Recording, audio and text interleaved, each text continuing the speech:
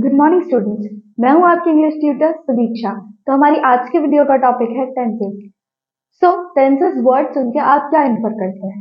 Late me tell you, tenses हमारी English का engine system है। Exactly, engine system. अगर हमारे पास इंग्लिश यानी कि टेंसेस के रूल्स ना हो तो हम इंग्लिश का एक भी सेंटेंस नहीं लिख सकते। Let me tell you why.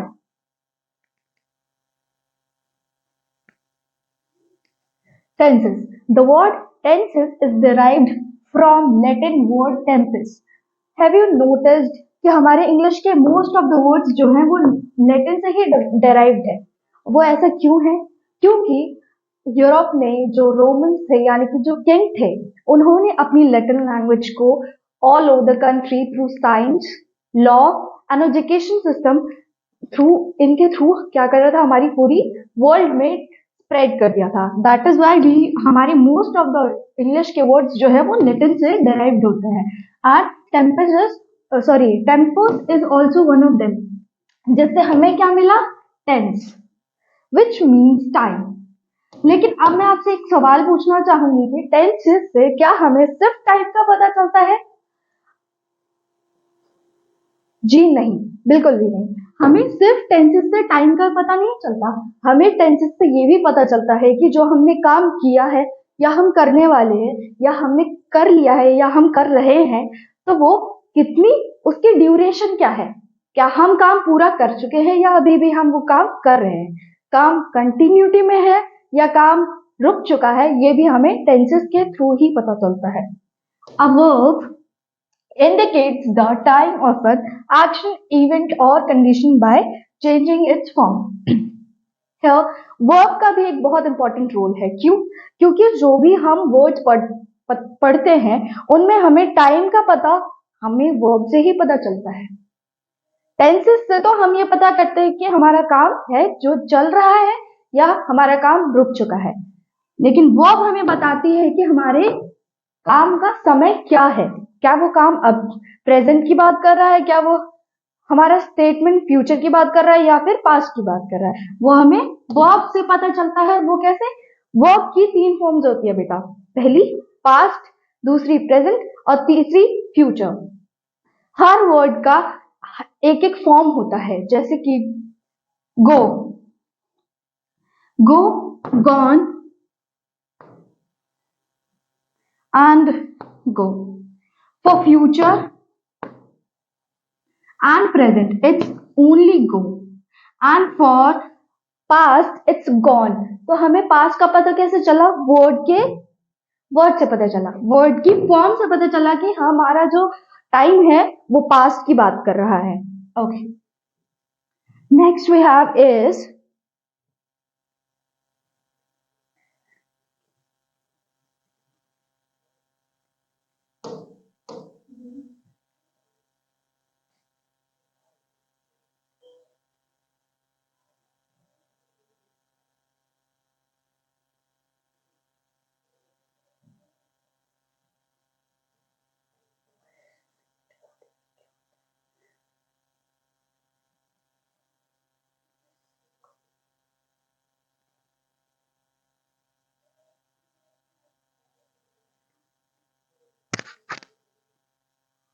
Okay, अब हम पढ़ने वाले हैं टेंसेस की फॉर्म। जो हमारी क्या है? पहली फॉर्म हमारी क्या है? Time frame.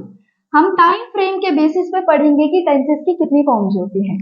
पहला हम टाइम फ्रेम के बेसिस पे पढ़ेंगे, दूसरा हम एस्पेक्ट के बेसिस पे पढ़ेंगे। Now what is aspect? Aspect बेटा ड्यूरेशन, हमारे काम की क्या ड्यूरेशन है, क्या टाइम लाइन है, वो हमें एस्पेक्ट से पता चलेगी। पर यहां हम टाइम फ्रेम में 3 टाइम फ्रेम पढ़ते हैं। दैट इज प्रेजेंट, यानी कि जो अभी समय हमारा चल रहा है। दूसरा हमारा है पास्ट, जो हमारा समय बीत चुका है। जैसे मैंने ये वीडियो शुरू करी थी, I have started this video, यानी कि ये काम शुरू हो चुका है। अभी हमारा जो काम है वो शुरू हो चुका है, लेकिन खत्म हो गया या अभी चल रहा है, ये हमें किससे पता चलेगा? सेंटेंस से। तो I have started my work, यानी मैंने अपना काम शुरू कर दिया अभी, लेकिन हमें ये नहीं पता कि काम कंटिन्यूटी में है या काम अभी रुक चुका है। Okay, next is we have future. I am going to shoot this video, that is मैं ऐसा कोई काम करने वाली हूं, वो हमारा क्या है, future tense. Okay, I hope I am clear. Next we have is present tense. Now what actually present tense is? Present tense expresses an unchanging, repeated or reoccurring action or situation that exists only now. It can also represent a widespread truth. Yes beta, present tense हम basically facts, habits और अपनी adaptation वाली चीजों को बोलने के लिए use करते हैं. पहला हमारे क्या है, एक्सप्रेसेस एन अनचेंजिंग. अभी जो आपका प्रेजेंट है क्या वो बदला जा सकता है? जी बिल्कुल नहीं. जो काम हो रहा है वो होगा ही. रिपीटेड, ओब्वियसली जो आप अब कर रहे हैं वो मे बी फ्यूचर में भी अकर हो सकता है और मे बी वो आप पास्ट में करके आ चुके हैं.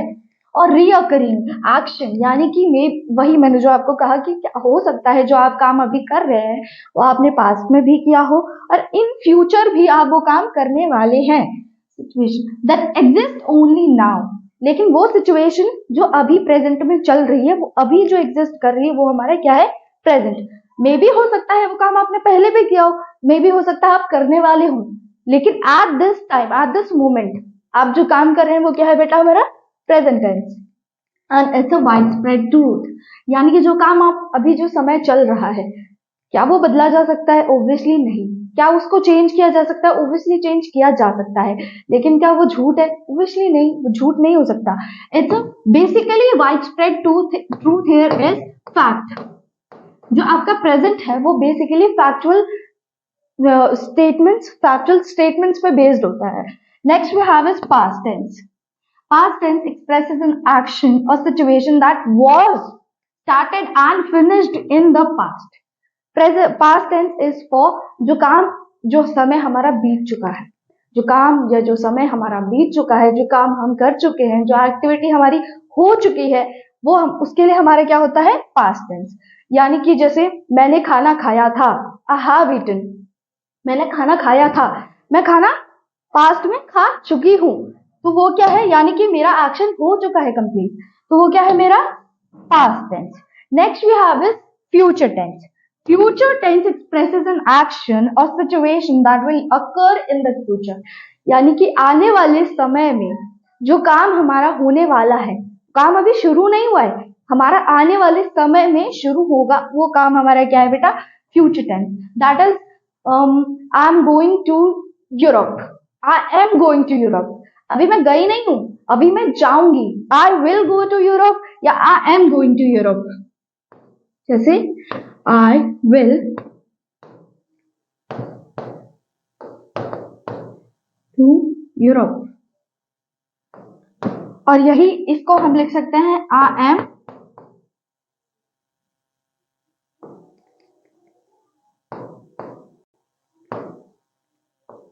Going to Europe. तो ये दोनों ही स्टेटमेंट्स क्या है बेटा, ये दोनों ही स्टेटमेंट्स हमारे अभी अकर होंगे, अभी हुए नहीं है, they are going to happen. तो ये समय, ये चीजें जो हमारी होने वाली हैं या जो हम एंटिसिपेट करते हैं, यानी कि हम अनुमान लगाते हैं कि ऐसा कुछ हो सकता है आने वाले समय में, वो क्या होता है बेटा, हमारा future tense. Next we have is based on aspect. That is I told you earlier कि हम बेस्ड ऑन एस्पेक्ट्स भी पढ़ेंगे. दैट इज हमारा ड्यूरेशन. ड्यूरेशन क्यों है इंपॉर्टेंट हमारी इंग्लिश के लिए, इंग्लिश के स्टेटमेंट्स के लिए ड्यूरेशन क्यों है important? That is because verb tense में also be categorised according to aspect. Aspect refers to the nature of the action described by the verb. There are four aspects. अच्छा, अब मैं बोलूं मैंने खाना खा लिया, मैंने खाना खा लिया, या मैं खाना खाने वाली हूं, या मैं खाना खा रही हूं. I have eaten, I am eating, I will eat. क्या ये इंपॉर्टेंट नहीं है? क्या मैं अपनी जो स्टेटमेंट कह रही हूँ उसमें टाइम का रेफरेंस इंपॉर्टेंट नहीं है? क्या मैं, अगर मैंने कोई काम अपनी फ्यूचर में करा है, या मैं करने वाली हूँ, सॉरी मैं कर रही हूँ, या मैं कर चुकी हूँ, तो क्या वो टाइम, कितनी ड्यूरेशन तक वो काम चला, क्या हम इसको मेंशन नहीं करते हैं? उसी चीज को रीफ्रेम करने के लिए इंग्लिश में हम एस्पेक्ट की हेल्प लेते हैं. तो पहला हमारा जो एस्पेक्ट है वो है क्या, इनडेफिनिट और सिंपल। जो स्टेटमेंट ना ही कोई फैक्ट डाल रही हो, ना ही कोई अफर्मेशन बना रही हो, ना ही कोई नेगेटिव इंपैक्ट दे रही हो, ना ही कोई, it can be positive but it can never be negative, और it can never be questionable situation, because indefinite हमारे लिए सिर्फ हमें फैक्चुअल स्टेटमेंट्स देता है। Second is we have continuous और progressive. Now what is continuous, मैं आपको पढ़ा रही हूँ, आई एम टीचिंग यू, जहां पे भी हमारे वर्ब के साथ टीच क्या हुआ, मेरा वर्ब, टीचिंग यानी कि ING, दैट इज हमारा कंटिन्यूस का फॉर्म। किसी भी वर्ब के साथ हमारा जब ING लग जाता है तो वो कंटिन्यूस फॉर्म में हो जाता है, यानी कि जो समय अभी चल रहा है, काम अभी हो रहा है, वो क्या है हमारा कंटिन्यूस। परफेक्ट और complete, that is very important. It is very important. I'm telling you that you have to be very serious while I'm teaching this. That is perfect. Perfect और perfect कॉन्टिन्यूस के बीच में क्या difference है, आपको ये हमेशा याद रखना चाहिए। क्यों, ये बहुत कंफ्यूजिंग और बहुत डिफिकल्ट लगता है कुछ बच्चों को, लेकिन मैं आपको बताती हूँ। परफेक्ट से आपको क्या समझ में आता है, परफेक्ट का एक्चुअल मीनिंग क्या होता है, ऑब्वियसली जो जिसमें कोई कमी ना हो। तो आप ऐसे याद रखेंगे कि परफेक्ट यानी कि जिसमें कोई कमी नहीं, कमी तो उसमें ही नहीं होगी जो काम हो चुका है। तो यानी कि जो काम हो चुका है, पास्ट में शुरू हुआ था, पास्ट में ही खत्म हो चुका है, वो हमारा क्या है, परफेक्ट, यानी कि काम अभी पूरी तरीके से कंप्लीट है, उसमें कोई फॉल्ट नहीं है। Next we have is perfect continuous tense to combine the complete tenses and the incomplete tenses to describe an action which was in progress and then finished. मान लीजिए मैंने आपको कोई काम दिया, आपने वो काम किया, जब मैंने आपको काम दिया आपने, you are doing your work, ठीक है, लेकिन मैं अब आपसे काम पूछ रही हूँ, first you have just finished your work, तो वो क्या होगा हमारा, बेसिकली कोई काम जो पास्ट में शुरू हुआ है, कोई काम जो पास्ट में शुरू हो चुका है, वो चल रहा है अभी, और फ्यूचर में भी मे बी वो कंटिन्यू हो सकता है, या फिर वो आगे प्रेजेंट में ही रुक जाए वो काम, वो हमारा क्या है, perfect continuous. Again I am telling you, जो काम पास्ट में शुरू हुआ है मे बी फ्यूचर तक कंटिन्यू होगा, या हमारे प्रेजेंट में ही स्टॉप हो जाए, वो क्या है हमारा परफेक्ट कॉन्टिन्यूस। परफेक्ट क्या बताया मैंने आपको, पास्ट में शुरू होके पास्ट में ही खत्म हो गया। अब परफेक्ट यानी कि परफेक्ट पास्ट में शुरू हुआ है, अभी भी चल रहा है, या तो आपके प्रेजेंट टाइम में रुकेगा या फ्यूचर में वो काम स्टॉप हो जाएगा। Okay, next we have is verb tense. Verb यानी कि आपकी तीनों forms, present, past and future. Tense यानी कि जो मैंने अभी आपको एस्पेक्ट बताया, that is these four, indefinite, continuous, perfect and perfect continuous.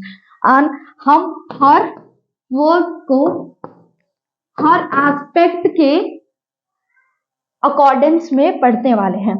हम हर वर्ब को हर टेंस के अकॉर्डेंस के साथ पढ़ने वाले हैं, दैट इज हम प्रेजेंट इंडेफिनिट भी पढ़ेंगे, हम प्रेजेंट कॉन्टिन्यूस भी पढ़ेंगे, हम प्रेजेंट परफेक्ट भी पढ़ेंगे, हम प्रेजेंट परफेक्ट कॉन्टिन्यूस भी पढ़ेंगे, and same goes with past and future. Okay, next है we have a rules. This is the most important part that you have to always recall, that is simple form, progressive यानी कि continuous, perfect form और हमारा perfect progressive form, that is हमारा continuous। पहला, अगर हमें कोई past statement लिखनी है, आपको कोई भी present statement लिखनी है, तो उसके लिए सबसे पहले रूल क्या होगा, हमारा रूल होगा सिंपल, यानी कि इनडेफिनिट फॉर्म के लिए हमारा रूल होगा वर्ब की फर्स्ट फॉर्म। ऑलवेज रिमेंबर, हम सिंपल में हमेशा वर्ब की फर्स्ट फॉर्म ही रखेंगे, एंड एस और ई एस। ओके, अच्छा, हमारा एस और ई एस कब लगता है, जब और you have to always remember कि आपकी जो ये इंडेफिनिट टेंस होती है ना बेटा, इसमें आपको कोई भी हेल्पिंग वर्ब यूज नहीं करनी है। हेल्पिंग वर्ब क्या क्या होती है बेटा, जो ये हमारी am, is, are, have, has या फिर आपके विल बी, विल हैव, ये क्या है हमारी बेटा हेल्पिंग वर्ब है, जो हमारी मेन वर्ब को स्टैंड आउट करती हैं ये वर्ब्स। हमें हमेशा याद रखना है कि हमें सिंपल फॉर्म में कोई भी हेल्पिंग वर्ब नहीं यूज करनी है, और हमारी जो मेन वर्ब होगी उसके साथ हम एस या ईएस यूज करेंगे। ओके, अगर हम प्रेजेंट कॉन्टिन्यूस यानी कि प्रेजेंट प्रोग्रेसिव फॉर्म में अगर हमारा कोई काम प्रेजेंट में भी चल रहा है, जैसे आई एम टीचिंग, तो उसके लिए मैं क्या लिखूंगी, हमारा सबसे पहले क्या होगा, सब्जेक्ट। सब्जेक्ट कौन हुआ, आई, आई हमारा क्या हुआ सब्जेक्ट, प्लस हमारा होगा हेल्पिंग वर्ब, एम क्या हो गया हमारी हेल्पिंग वर्ब, टीचिंग क्या हो गई बेटा हमारी वर्ब की फर्स्ट फॉर्म, और उसी फर्स्ट फॉर्म के साथ क्या आ गया आईएनजी, तो वो हमारा क्या बन गया बेटा प्रोग्रेसिव यानी कि कॉन्टिन्यूअस टेंस बन गई। Next we have is perfect. Perfect बेटा हमारा होगा सब्जेक्ट प्लस हैव और वर्ब की थर्ड फॉर्म। फॉर से I have done my homework, I have done my homework, तो वो क्या होगा बेटा, मैंने अपना काम कर लिया, वो क्या होगा बेटा हमारा परफेक्ट फॉर्म, यानी कि मैंने अपना काम कर लिया, पास्ट में ही शुरू हुआ था और अभी आके हमारा खत्म हो गया। अभी जब मैं कह रही हूं तो मेरे लिए क्या है बेटा, वो पास्ट है। Now we have is perfect progressive form, और हमारा क्या है present perfect progressive form. Next इसका रूल होगा हमारा सब्जेक्ट प्लस हैज या हैव। अच्छा, हम हैज कब यूज करेंगे और हैव कब यूज करेंगे बेटा, जब हमारी स्टेटमेंट जो है, हमारी फर्स्ट फॉर्म जो है वो हमारी जब सॉरी हैव हम प्लूरल के लिए यूज करते हैं और हैज हम सिंगुलर के लिए यूज करते हैं। जब हमारी बात, हमारी स्टेटमेंट में हमारे लिए कोई सिंगल फर्स्ट पर्सन की बात कर रहे हैं तो हम यूज करेंगे हैज, अगर हम सेकंड या थर्ड पर्सन की बात कर रहे हैं तो हम करेंगे use have, plus being plus first form verb की और प्लस आईएनजी। अच्छा, यहाँ पे आईएनजी क्यों आया, क्योंकि ये प्रोग्रेसिव भी है। पास्ट, पास्ट के लिए हमारा simple indefinite, as I told you कि आपको कोई भी हेल्पिंग वर्ब यूज नहीं करनी है, चाहे वो फिर आपकी पास्ट फॉर्म हो, प्रेजेंट फॉर्म हो या फ्यूचर हो। अगर हम बात इंडेफिनिट की कर रहे हैं तो आपको कोई भी हेल्पिंग वर्ब यूज करने की जरूरत नहीं है। ऑब्जेक्ट प्लस आप सब्जेक्ट प्लस आपकी वर्ब की सेकेंड फॉर्म आ जाएगी और plus object, that is it. This is the only rule you have to follow when you are writing indefinite present tense. Okay. Next we have is progressive form for past. Past में अगर हम कोई progressive sentence लिख रहे हैं तो क्या कैसा होगा बेटा, subject was या were। Same goes with was, हम किसके लिए यूज करेंगे, जब हम फर्स्ट पर्सन की बात कर रहे हैं तो हम क्या यूज करेंगे, वॉज यूज करेंगे। अगर हम सेकंड या थर्ड पर्सन की बात कर रहे हैं तो हम वर यूज करेंगे, और हमारी जो वर्ब की फॉर्म होगी वो कौन सी होगी, फर्स्ट फॉर्म होगी प्लस आईएनजी। क्यों, क्योंकि हम क्या कर रहे हैं, प्रोग्रेसिव बात कर रहे हैं, यानी कंटिन्यूटी में जो काम चल रहा है उसकी बात कर रहे हैं। Next we have is perfect form of past. Perfect form same goes, subject plus had, third form, ठीक है, और plus object। मोस्टली जो हमारे पास्ट सेंटेंसेस होते हैं, मोस्टली क्या, often we only use third form of verb, वो हमारी किसके लिए होती है, पास्ट के लिए। Second last for perfect progressive past tense we have is subject plus had been और वर्ब की फर्स्ट फॉर्म प्लस आईएनजी। ये क्या है, हमारा काम जो भी चलता आ रहा है वो क्या है, हमारा perfect progressive form. For say that before you arrived I have been working for 3 hours। जब तुम आए उससे पहले मैं 3 घंटे से काम कर रही थी, वो क्या है बेटा हमारा प्रोग्रेसिव फॉर्म, किसका, पास्ट का। Next we have is future. Future में अगर हम इंडेफिनिट की बात करें तो वो क्या है हमारा, सब्जेक्ट प्लस विल या शेल। विल सेम गोज यहाँ पे। आप विल तब यूज करेंगे जब आप कोई काम विलिंगली कर रहे हैं, यानी कि आप पूरे सबकॉन्शियस माइंड में रह के आप अपना कोई काम कर रहे हैं, यानी अपनी इच्छा से कोई काम कर रहे हैं, तो वो क्या हम वहां पे यूज करेंगे, विल। अगर आप ऑप्शन में डील करनी है आपको, या आप कंफ्यूज हैं, तो आपको ऐसी कोई स्टेटमेंट लिखनी है जिसमें ऑप्शंस हो, आप ऑप्शंस के लिए देख रहे हो, या फिर आप कंफ्यूज हो, तो उसके लिए आप क्या यूज करेंगे, शेल। मैं ये काम करने वाला हूं, मैं ये काम मैं ये सोचू कि हाँ शायद मैं ऐसा भी कर सकती हूँ, तो अभी आप थिंकिंग, अगर मैं किसी चीज पे सोच रही हूँ तो वो क्या होगा बेटा मेरा, मैं वहां पे क्या यूज करूंगी, शेल। जैसे मैं बोलूंगी I shall must do it in future, तो ये क्या होगा, मुझे ऐसा जरूर करना चाहिए, तो वो क्या होगा बेटा हमारा, शेल। वर्ब की कौन सी फॉर्म होगी, first. Next we have is future progressive form. उसके लिए हमारा क्या रूल होगा, subject plus will be, first form of verb plus ING. You always have to remember, जो विल है वो आप जब आप कोई स्टेटमेंट विलिंगली लिख रहे हैं जिसका होना फिक्स है कि ऐसा होगा ही, तो हम वहीं पे विल यूज करेंगे, otherwise will always use shall. Future, next we have is future perfect form, will have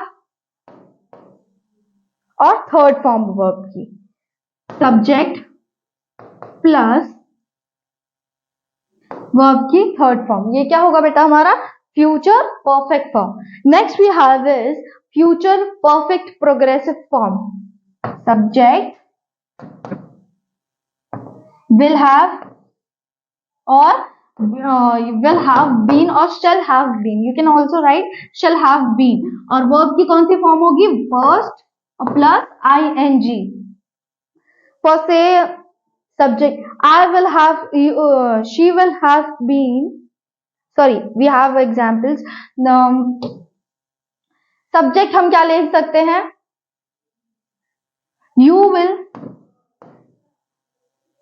will have been there for almost 1 hour, you will have been there for, तुम वहां इतनी देर तक रहे थे, तो वो क्या होगा बेटा हमारा, sorry you will have been there for, यानी कि तुम ऐसा वहां इतनी देर तक रहने वाले हो। अगर मैं बोलूं you will have been there for almost 9 hours, तो मैं क्या कहूंगी, तुम वहां पे 9 घंटे रहने वाले हो, तो वो क्या होगा बेटा हमारा, future perfect progressive form. Okay, तो आपको मैंने अभी तक क्या बताया, मैंने आपको बताया कि जो टेंसेस है वो हमारे कहाँ से डेराइव हुआ है, लैटिन वर्ड से, जिसको हम टेम्पस कहते हैं, जिसका मतलब क्या होता है, टाइम। उसके बाद मैंने आपको बताया कि कितने टेंसेस किसके किसके बेस पे बेस्ड है, दैट इज हमारा पहला क्या बताया मैंने आपको बताया टाइम फ्रेम के बेसिस पे, दूसरा मैंने बताया आपको एस्पेक्ट के बेसिस पे। टाइम फ्रेम के बेसिस पे हमारे पास 3 टाइम फ्रेम्स होते हैं, एस्पेक्ट यानी कि ड्यूरेशन के बेसिस पे हमारे पास 4 टाइप्स ऑफ टेंसेस होते हैं। ठीक है, मैंने आपको रूल बता दिए। नेक्स्ट वीडियो में हम कवर करने वाले हैं हमारा प्रेजेंट टेंस, कि हम प्रेजेंट टेंस में सेंटेंसेस को कैसे फॉर्म करेंगे, और also I will make a separate video on types of sentences, that is affirmation, interrogative, double interrogative and negative sentences. Okay, then only will proceed to this part, जहां मैं आपको बताऊंगी कि आपको प्रेजेंट में कैसे अफर्मेशन सेंटेंस लिखना है, कैसे नेगेटिव, कैसे interrogative. Thank you for today.